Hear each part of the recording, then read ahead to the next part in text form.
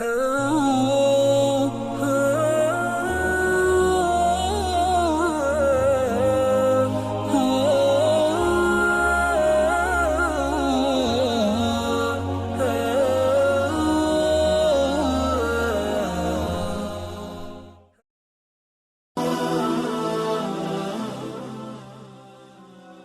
باللہ من الشیطان الرجیم، بسم اللہ الرحمن الرحیم۔ سورہ بقرہ آیا 43 سے 46، پارہ 1، ترجمہ۔ اور نمازوں کو قائم کرو اور زکوٰۃ دو اور رکوع کرنے والوں کے ساتھ رکوع کرو۔ کیا لوگوں کو بھلائیوں کا حکم کرتے ہو اور خود اپنے آپ کو بھول جاتے ہو، باوجود کہ تم کتاب پڑھتے ہو؟ کیا اتنی بھی تم میں سمجھ نہیں؟ اور صبر اور نماز کے ساتھ مدد طلب کرو، یہ بھاری چیز ہے مگر ڈر رکھنے والوں پر نہیں ہے، جو جانتے ہیں کہ بے شک وہ اپنے رب سے ملاقات کرنے والے ہیں اور یقیناً وہ اسی کی طرف لوٹ کر جانے والے ہیں۔ تفسیر۔ پچھلی آیات میں اللہ پاک نے یہودی علماء کو اس بات پہ ان کی کھچائی کی ہے کہ نبی پاک صلی اللہ علیہ وسلم کی بعثت سے پہلے تو تم وہ لوگ تھے جو اہل علم تھے، اور تمہیں وہ پروفیسیز اور پیشن گوئیاں بھی ان سب کا علم تھا، اور ہونا تو یہ چاہیے تھا کہ تم سب سے پہلے ایمان لاتے، اور لیکن ہوا یہ کہ اوس و خزرج جو کہ بت پرست قبائل تھے جو مدینے میں آباد تھے، بلکہ انہوں نے آگے بڑھ کے اسلام قبول کیا۔ ان آیات میں اللہ تعالیٰ نے انہی علماء کو، جو کہ علماء سوء کہلاتے ہیں، جو کہ تھوڑے سے مالی فائدے کے لیے مختلف قسم کے فتوے دیتے ہیں جو کہ لوگوں کو خوش کرنے کے لیے ہوتے ہیں اور دین میں آسانی کے نام پہ دیے جاتے ہیں، اللہ تعالیٰ نے ان کی کھچائی کی ہے کہ وہ تو معصوم لوگ ہیں، وہ تو دین کا علم نہیں رکھتے، لیکن تمہیں تو ان سب چیزوں کا علم ہے، تو اس رب کا خوف کرو اور اس عارضی دنیا کے عوض آخرت کی لامتناہی زندگی کو سودا مت کرو، اور اپنے ایمان کو یہ تھوڑے فائدے کی چیزوں کے لیے مت بیچو۔ یہاں اللہ تعالیٰ فرماتے ہیں اور نماز قائم کرو اور زکوٰۃ ادا کرو اور جھکنے والوں کے ساتھ جھک جاؤ، یعنی با جماعت نماز ادا کرو۔ اچھا، اول تو یہودیوں نے رکوع کو اپنے ہاں سے بالکل ہی خارج کر دیا تھا، اور دوسرا یہ کہ وہ با جماعت نماز جو تھی وہ ان کے ہاں سے بالکل ختم ہو چکی تھی،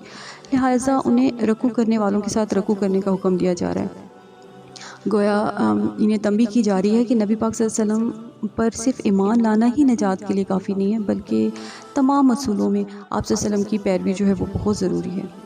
نماز بھی آپ صلی اللہ علیہ وسلم کے طریقے پر پڑھو جس میں رکوع بھی ہے اور جو با جماعت ہو۔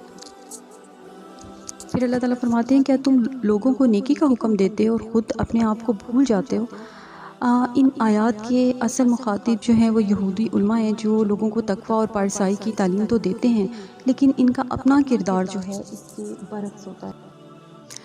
ہمارے ہاں بھی علماء اور واعظین کا حال اکثر ایسے ہی ہے کہ وہ اونچے سے اونچے واعظ کریں گے، اعلیٰ سے اعلیٰ بات کہیں گے، لیکن ان کے اپنے کردار کو اس بات سے کوئی مناسبت ہی نہیں ہوتی جس کی وہ لوگوں کو دعوت دے رہے ہوتے ہیں۔ یہی اصل میں وجہ ہے کہ علماء یہود کا کردار یہ بن چکا تھا کہ وہ جانتے تھے کہ یہ کتاب بھی حق ہے، اور جو پیشن گوئیاں ان کی کتاب میں نبی پاک صلی اللہ علیہ وسلم کے بارے میں تھی وہ بھی بالکل ویسی ہی پوری ہو چکی ہیں، لیکن وہ عام لوگوں کو یہ بات نہیں بتا رہے تھے، جس کے پیچھے ان کے اپنے مفادات جو تھے وہ پوشیدہ تھے۔ ان کا مطلب ہے کہ کھرے اور کھوٹے میں پہچان۔ جب آپ کو اپنے سامنے پڑا ہوا سب سے بڑا حق ہی نظر نہیں آ رہا، آپ کو اسی سے انکار کر رہے ہو، تو آپ کس نام کے عالم ہوئے؟ آپ کو کتاب نظر آ رہی ہے، آپ کو سامنے نبی نظر آ رہے ہیں اور آپ ان کا انکار کر رہے ہو، تو آپ کس بات کے عالم ہوئے؟ اچھا، ہر دور میں یہ کام بہت مشکل رہا ہے کہ آپ علماء حق کی تلاش جو ہے بہت ہی مشکل کام ہے۔ ایسے استاد کو ڈھونڈنا جو دنیا کی ہوس نہیں رکھتا ہو، جو مال و متاع کے بجائے حقیقتاً اللہ پاک کے بندوں کو اس راہ پہ رہنمائی کرے جو سیدھا اللہ پاک کی طرف جاتی ہے، جو لوگوں کو اپنا محتاج نہیں بناتا بلکہ اللہ اور بندے کے درمیان سے نکل جاتا ہے۔ وہ لوگوں کو سچائی اور فلاح کی تلاش میں جو لوگ ہوتے ہیں انہیں صحیح راستے کی طرف سچائی اور اخلاص کے ساتھ جو ان کو گائیڈ کرتا ہے۔ یہاں پر ہم حضرت علی کی مثال دیکھیں گے کہ حضرت علی کی مخالفت کی جو اصل وجہ تھی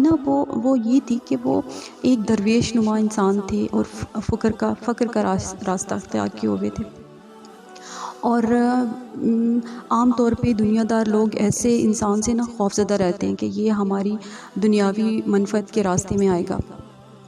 اور حق جو ہے وہ ہر کسی کے ہضم کرنے کی بات بھی نہیں ہوتی، اور حق پہ کھڑے رہنا کوئی آسان کام نہیں ہوتا۔ اس کے لیے ہم اموی دور میں دیکھتے ہیں کہ علماء کے ساتھ کیسا سلوک ہوا، اپنے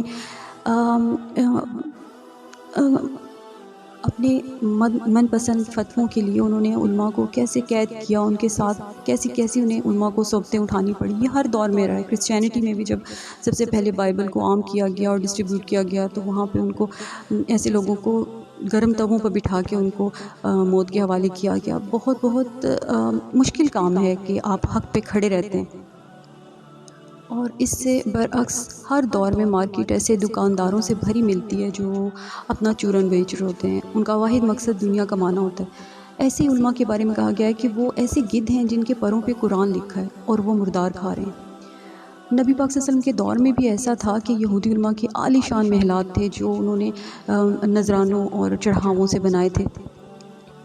اور ایسے علماء جو ہوتے ہیں نا، وہ عام طور پہ مذہب کو اتنا پیچیدہ بنا دیتے ہیں کہ وہ عام بندے کی سمجھ کی چیز نہیں رہتا، اور وہ پھر بار بار ان کے پاس آتا ہے، چھوٹے سے چھوٹے مسئلے کے لیے ان کے پاس آتا ہے اور سمجھنے کے لیے کہ ہمیں اس چیز کے بارے میں اللہ تعالیٰ کیا فرماتے ہیں۔ اور وہ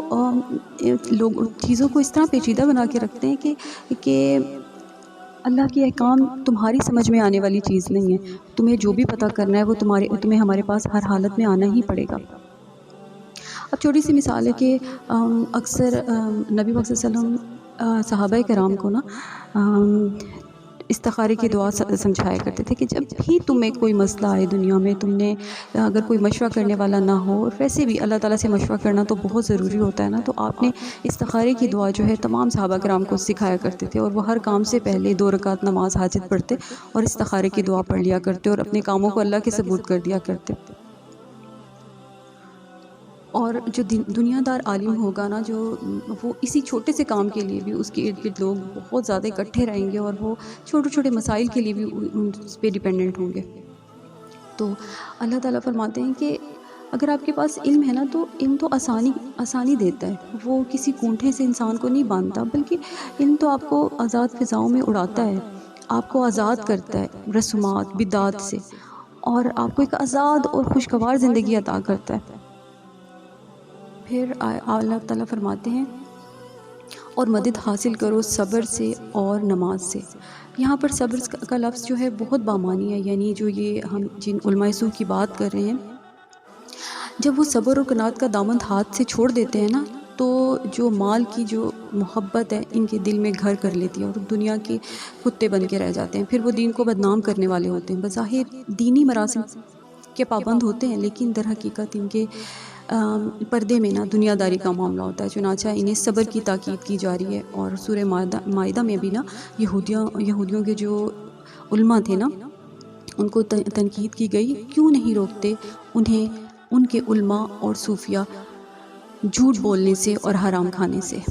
اگر کوئی عالم یا پیر اپنے ارادت مندوں کو ان چیزوں سے روکے گا تو پھر اس کو نذرانے تو نہیں ملیں گے نا، اس کی خدمتیں تو نہیں ہوں گی۔ چنانچہ اگر تو دنیا میں صبر اختیار کرنا ہے تب تو آپ حق بات کہہ سکتے ہیں، اور اگر دنیاوی خواہشات آپ کو آگے ہیں، آپ کے مقدم ہیں، تو پھر آپ کو کہیں نہ کہیں سمجھوتا کرنا پڑے گا۔ صبر کے ساتھ جس دوسری چیز کی تاکید کی گئی ہے وہ ہے نماز۔ علماء یہود جو ہے، یہودیوں کے جو علماء ہیں، وہ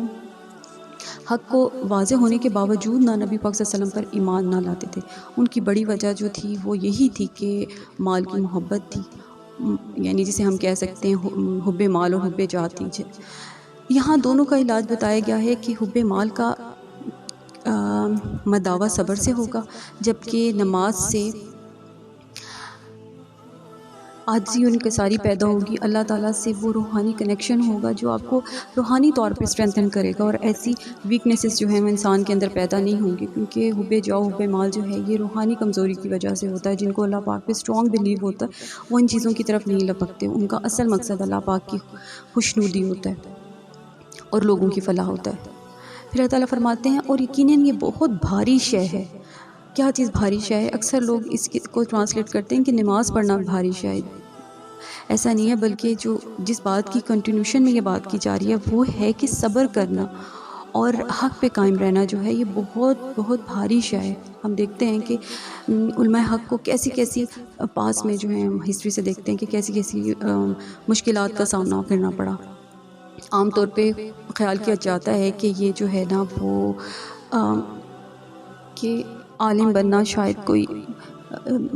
بہت آسان کام ہے، لیکن علماء پہ جتنی بھاری ذمہ داری ہے نا، پوری قوم کا بوجھ ان کے کندھوں پہ ہوتا ہے۔ شاید کسی عام انسان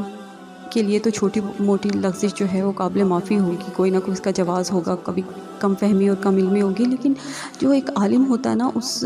اس کی تو چھوٹی چھوٹی بات پہ بھی پکڑ ہے، کیونکہ اس کی چھوٹی سی لغزش جو ہے وہ پوری قوم کو جو ہے وہ تباہی کی طرف لے جا سکتی ہے۔ اور جو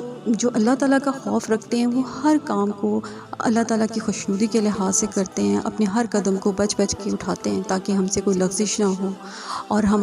ہمارے نہ تو سوچ میں کسی قسم کی بددیانتی ہو کہ اس میں لالچ شامل ہو جائے، اور نہ ہی ہمارے عمل میں جو ہے کسی قسم کی کوتاہی ہو۔ اور جنہیں یہ یقین ہے کہ وہ اپنے رب سے ملاقات کرنے والے ہیں، یعنی کہ جو آخرت کا خوف ہے نا، سب سے بڑا جو موٹیویٹنگ فیکٹر ہے وہ یہی ہے کہ ہم نے کسی کے حضور حاضر ہونا ہے۔ جتنے بھی ہم عمل کر رہے ہیں، اگر ہم کوئی غلط فیصلہ دیتے ہیں یا ہم چھوٹی موٹے دنیاوی فائدے کے لیے لوگوں کو مس گائیڈ کر رہے ہوتے ہیں، تو ہمیں کسی کے سامنے اپنے سے بڑی اتھارٹی کے سامنے حاضر ہونا ہے، اور ہمیں اسے ہم اکاؤنٹیبل ہیں۔ صرف یہی چیز جو ہے وہ آپ کو اس راستے سے بھٹکنے سے بچا سکتی ہے۔ اللہ تعالیٰ ہمیں ہمیشہ سیدھی راہ کی طرف گائیڈ کرے اور ہمیں صحیح علم و فہم عطا فرمائے۔ آمین ثم آمین۔